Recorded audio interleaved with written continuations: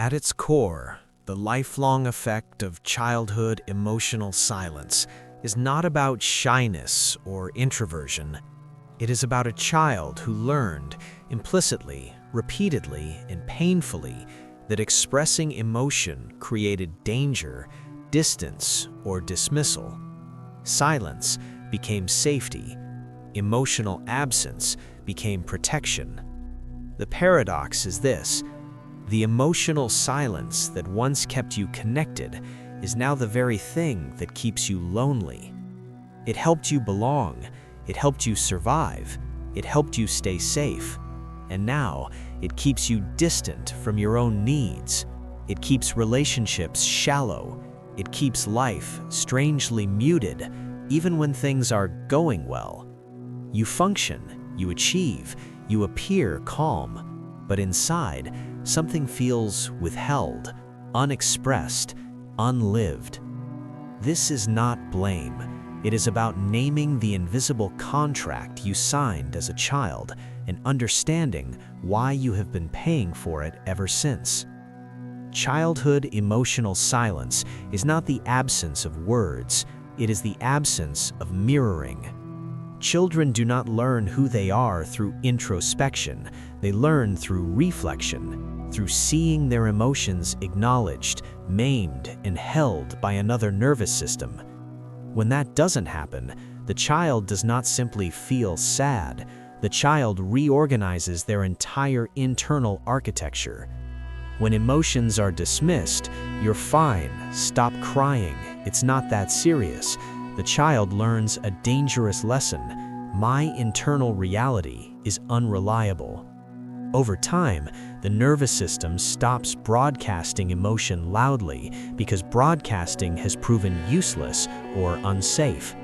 In emotionally silent environments, children become emotional weather forecasters. They track tone, facial expression, and energy shifts, not out of curiosity, but survival. This trains the nervous system into constant scanning mode, keeping the body in a low-grade stress response. Without consistent emotional responsiveness, the child learns that closeness is unpredictable. Self-sufficiency develops not as confidence, but as armor. "I'll handle it myself" becomes a survival belief, not a choice. Neurologically, this rewires the brain. The amygdala becomes more reactive. The prefrontal cortex becomes overdeveloped in control and suppression. The systems responsible for self-reflection fill with monitoring instead of meaning. In simple terms, you learned to manage emotion instead of feeling it, like a house built with no windows, stable but airless. The greatest cost of childhood emotional silence is not sadness, it is disconnection from authenticity. Carl Jung once said, "The greatest burden a child must bear is the unlived life of its parents, but equally heavy is the unlived emotional life of the child themselves."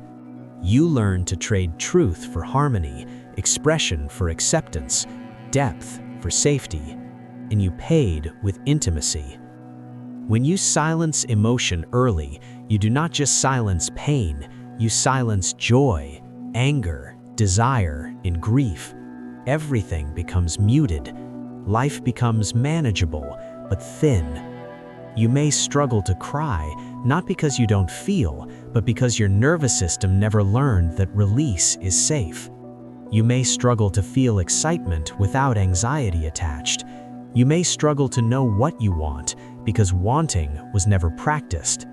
The core fear underneath all of this is not rejection, it is disruption. You fear that expressing yourself will destabilize relationships, that your emotions will create distance instead of closeness, that your needs are too heavy, too inconvenient, too risky. So even in adulthood, you stay emotionally quiet in moments that require truth. You explain instead of express. You intellectualize instead of feel. You remain composed while slowly disappearing. This is invisible grief, grief for a self that was never allowed to arrive. Childhood emotional silence does not vanish with age. It becomes refined. You may notice it in relationships where you struggle to articulate needs until resentment builds, or tolerate emotional distance because it feels familiar. You may attract emotionally unavailable partners not because you want them, but because your nervous system recognizes the pattern. In conflict, you freeze or withdraw. You rehearse conversations internally but avoid having them. Conflict feels like threat, not communication. In your career, you may overfunction. You become reliable, competent, indispensable, but advocating for yourself feels uncomfortable. Visibility feels dangerous. In boundaries, you struggle to say no without guilt. You explain excessively. You feel responsible for other people's emotional reactions. Internally, you may feel emotionally numb during moments that should feel meaningful. Happiness feels brief. Calm feels unfamiliar. In identity, you may not know who you are without roles, usefulness, or being easy. These are not personality traits, they are coping strategies. The beginning of healing is not changing behavior, it is witnessing. Naming the pattern without shaming it, realizing that silence was once intelligent, necessary, and protective, and that it no longer is. Healing from emotional silence is not about becoming loud, it is about becoming honest. The work begins with reparenting, learning to respond to your own emotions with curiosity instead of control, saying internally what was never said externally. I see you, you make sense, you're allowed to be here.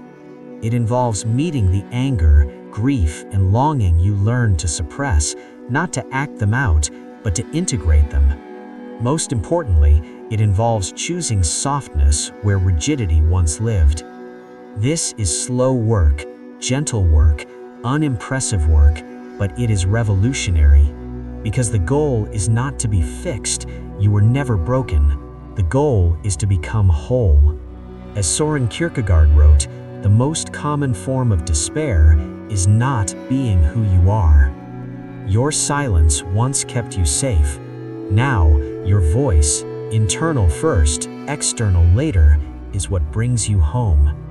If this resonated, share it with someone who learned to disappear to belong. Subscribe, not because you are lacking, but because remembering who you are is a lifelong process. You are not too quiet. You were never allowed to be heard.